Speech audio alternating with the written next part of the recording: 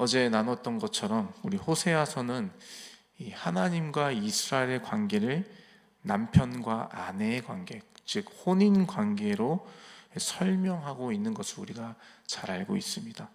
이 남편과 아내의 혼인 관계는 이 남녀의 사랑 그 이상의 의미를 담고 있죠. 혼인 관계가 이 사랑으로 시작을 하긴 하지만 사랑이 다가 아니라는 거죠. 그 사랑에 걸맞는 합당한 이 책임이 뒤따르는 것이 바로 혼인의 관계이고 결혼의 관계인 것이죠. 그래서 우리가 흔히 결혼식을 할 때에 반드시 하는 것이 바로 서약을 하는 것이죠. 한 남자만 사랑하겠다, 한 여자만 평생 이제 사랑하겠다라는 이 서약을 반드시 하게 되는 것입니다. 이 부분에 있어서 책임을 끝까지 다하겠다라는 서약, 언약을 맺는 것이 바로 결혼이고 혼인의 관계입니다. 사랑의 관계 이상의 의미가 있다라는 것이죠. 마찬가지로 남편 호세아와 아내 고멜의 관계는 남편 되시는 하나님과 아내 되는 신부 되는 이스라엘의 관계를 투영하고 있는 것입니다. 그래서 우리 어제부터 살펴봤던 말씀을 보시면 이 혼인 관계 안에서의 이 모든 말씀을 우리가 이해하고 살펴봐야 한다는 것이죠. 그런데 우리가 잘 알고 있듯이 이 호세아와 고멜과의 관계, 이 혼인의 관계에서는 큰 문제가 하나가 있습니다. 바로 이 아내 고멜이 음란하다는 것이죠. 여기서 말하는 음란은 다른 이 한 남자인 호세아, 남편인 호세아만 사랑하는 것이 아니라 다른 사람을 사랑하고 있다는 것을 의미하는 것이죠. 혼인 서약을 통해 서로만을 사랑하겠다는 약속을 이 고멜이 파기하고 있는 것입니다. 호세아만을 사랑해야 하는 언약의 관계를 무시하고 다른 사람을 사랑하는 어처구니 없는 죄악을 범하고 있는 것입니다. 하나님만을 사랑하고 섬겨야 할 이스라엘이 하나님 외에 다른 신을 섬기고 있는 것을 이 고멜의 음란함을 통하여, 그 고멜의 음란함, 혼인의 서약에 신실하지 못하는 그 고멜의 모습을 통하여서 그것을 비추어서 말씀을 하고 계시는 것입니다. 이렇게 하나님 외에 다른 신을 섬기는 이 음란의 죄를 짓고 있는 이스라엘 모습을 말씀하고 계시는 가운데 오늘의 본문의 말씀을 보시면 더 답답한 일들이 기록이 되어 있는 것을 보게 됩니다.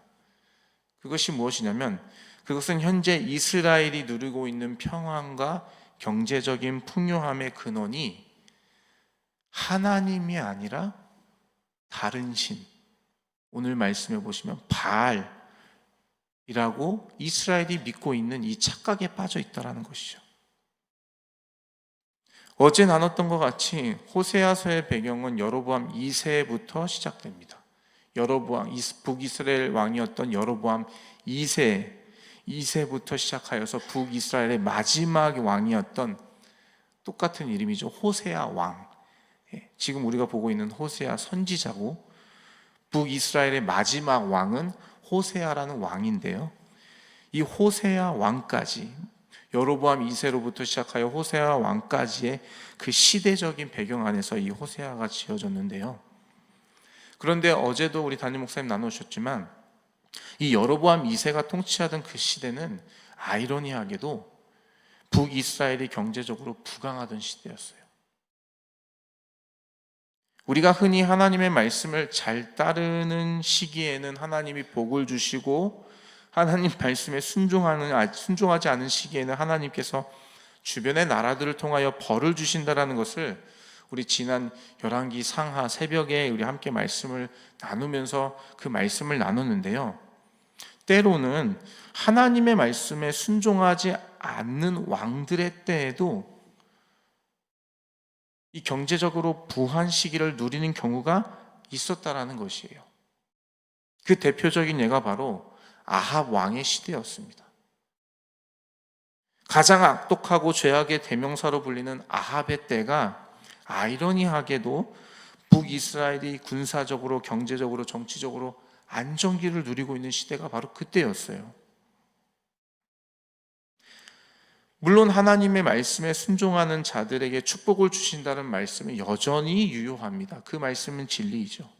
그러나 때로는 하나님의 큰 계획 속에 가장 악독하고 죄악으로 가득한 이 아합의 시대에 우리가 흔히 말하는 물질의 풍요함을 누리는 경우도 있다라는 것이에요. 이런 성경의 역사적 사실을 비춰볼 때 우리의 삶에 문제가 없고 모든 것이 계획대로 잘 된다는 것이 항상 우리가 하나님과 동행하고 있다는, 우리가 하나님 편에 서 있다는, 하나님의 그 날개의 그늘 아래에 있다라는 것을 증명해 주는 것은 아니다라는 것이에요. 우리의 삶이 문제가 없이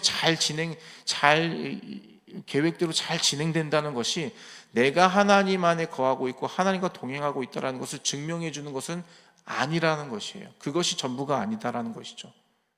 성경의 말씀을 보시면 이 여로보암 2세 때와 같이 아합의 시대, 가장 악독하고 죄악이 극에 달했던 그 이스라엘 시대에 경제적, 군사적, 정치적으로 잘 되고 있었다니까요. 그러면 아합이 하나님과 동행해서 그렇게 된 것입니까? 그렇지 않은 것이죠. 하나님과 동행함이 없는 잘됨도 있다라는 것이에요. 우리가 형통이라는 단어를 자주 사용합니다. 우리 신앙생활하면서 형통하자, 형통하게 되게 해주세요, 기도하기도 하죠. 형통이라는 단어, 흔히 일이 잘 풀리거나 계획한 대로 잘 되면 하나님께서 형통하게 해주셨다, 하나님께서 형통하게 하셨다, 우리가 이렇게 고백을 하게 됩니다. 그래서 그런지 형통에 대한 오해가 있는 것 같아요.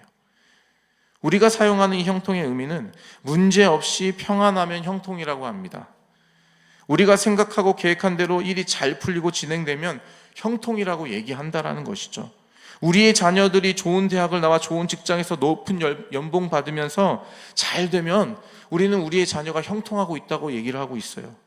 그런데 여러분, 아직 그것만 보고, 잘 되는 것만 보고 우리가 형통이라고 단정 짓기는 이르다라는 것이에요. 성경이 말씀하시는 형통의 의미는 우리가 생각하고 우리가 사용하는 그 형통의 단어와 매치가 되지가 않아요. 성경은 형통에 대한 다른 해석을 우리에게 주고 계십니다. 그 대표적인 예가 바로 창세기의 요셉입니다. 우리에게 형통이라는 말씀을 주시면서 주님은 우리에게 요셉을 예로 보여주고 계세요. 성경의 말씀에 요셉에 대하여 그가 형통하였다라고 말씀하는 대목들을 보게 되시면 창세기 39장에 그 내용들이 나옵니다. 그때가 언제냐면 제가 읽어드리겠습니다. 창세기 39장 3절입니다. 그의 주인이 여호와께서 그와 함께 하심을 보며 또 여호와께서 그의 범사에 형통하게 하심을 보았더라. 지금 이 39장 3절의 배경은 무엇입니까? 지금 요셉이 형들에게 팔려서 지금 애굽 사람 보디발의 집에 지금 노예로 잡혀가 있을 때예요. 그 요셉을 보고서 보디발이 그 요셉을 보니 요셉이 하나님과 함께하는 사람이네, 그리고 하나님이 그를 형통케 하셨네, 이러한 고백을 하고 있어요. 여러분, 노예로 잡혀간 것이 형통한 것입니까? 여러분, 우리의 관점으로 봤을 때 잘 되는 일인가요? 노예로 잡혀갔잖아요. 형들에게, 자기 피부친 형들에게 팔려가지고 알지도 못하는 그 이방 나라인 애굽에 노예로 잡혀간 그 일이 여러분 잘 되는 일입니까? 형통한 일입니까? 형통한 일이 아니잖아요, 우리의 관점에서 봤을 때. 그런데 주님은 요셉이 형통하다고 얘기하고 계세요. 창세기 39장 21절과 23절에도 비슷한 대목이 나옵니다. 이렇게 말씀하고 계세요. 간수장은 그의 손에 맡긴 것을 무엇이든지 살펴보지 아니하였으니 이는 여호와께서 요셉과 함께 하심이라. 여호와께서 그를 범사에 형통하게 하셨더라. 아멘. 여러분, 39장 23절에도 3절의 배경은 무엇입니까? 보디발의 집에서 이제 그렇게 노예로 살다가 지금 보디발의 아내로 인하여서 억울한 누명을 받게 되어 이제 그 감옥에 들어간 요셉의 상태예요. 감옥에 들어갔다고요. 그 감옥에 들어간 상태에서 그 감옥을 지키는 간수장이 보니 요셉이 하나님과 함께하는 것을 보고 성경은 요셉이 형통하고 있다 얘기하고 있습니다. 여러분, 노예로 팔려간 것도 억울한 일인데 거기서 더 억울한 누명을 쓰고 죄가 없는 요셉이 감옥에 잡혀 들어가게 되었어요. 그런 상황에서 성경은 요셉이 형통하다고 얘기하고 있습니다. 여러분, 형통한 일입니까? 형통한 일이 아니죠. 계획대로 되는 겁니까? 계획대로 되는 게 하나도 없어요. 그런데 성경은 요셉이 형통하고 있다고 얘기하고 있어요. 그 근거가 무엇입니까? 요셉이 하나님과 함께 하기 때문에 형통하다고 얘기하고 있는 거예요. 다시 말해서 형통의 의미는 내가 생각했던 대로, 내가 계획했던 대로 잘 풀리는 것이 형통이 아니라 내가 어디에 있든지, 내가 무엇을 하든지 내가 하나님과 함께 하고 있느냐 아니냐. 하나님과 함께 하고 있다면 때로는 억울한 일을 당하여서 감옥에 갇히는 일이 있어도 그 가운데 내가 하나님과 함께함이 있다면 그것이 형통함이라는 것이에요. 성경이 말씀하시는 형통은 바로 이러한 의미를 담고 있다는 것이에요. 그런데 여러분, 다시 오늘 본문의 말씀으로 돌아와서 이스라엘 백성들을 보십시오. 지금 경제적으로 잘 되고 있다고 그들은 생각하고 있어요. 그래서 그들은 형통하고 있다고 생각하고 있는 것이죠. 하나님만 섬겨야 할, 하나님만 남편과 신랑으로 섬겨야 할 이스라엘이 그 언약의 관계를 무시하고 지금 하나님 대신에 바알을 섬기고 있어요. 바알을 섬기면 섬길수록 경제적으로는 풍요함을 더 누리고 있네요. 그들은 생각합니다. 아, 형통하고 있구나. 우리나라가 형통하고 있구나. 우리 민족이 형통하고 있구나. 그렇게 착각하고 있다라는 것이에요. 하나님과 함께함이 없음에도 불구하고. 이것이 지금 이스라엘의 상태라는 것입니다. 이것이 지금 이스라엘의 상태예요. 자연스럽게 그들이 누리고 있는 풍요의 근원이 하나님이 아니라 바알이라고 믿고 있는 것이죠. 하나님께서 그들의 영원한 공급자이심을 증명하고 수없이 나타내셨음에도 불구하고 지금 이스라엘 백성들은 하나님이 그 모든 풍요의 복의 근원이심을 잊어버리고 지금 다른 데 가서 경배하고 엎드려 절하면서 제사 드리고 있는 그러한 모습을 보여주고 있다는 것입니다. 답답한 일입니다. 답답한 일이 아닐 수가 없습니다. 이것이 이스라엘의 상태를 보여주고 있는 것입니다. 자신의 공급자가 누구인지도 분간하지 못하는 영적인 맹인, 똥인지 된장을 놓고 뭐가 된장인지 뭐가 똥인지도 구분을 못하는 이런 영적인 맹인의 상태가 바로 이스라엘의 모습이라는 것이에요.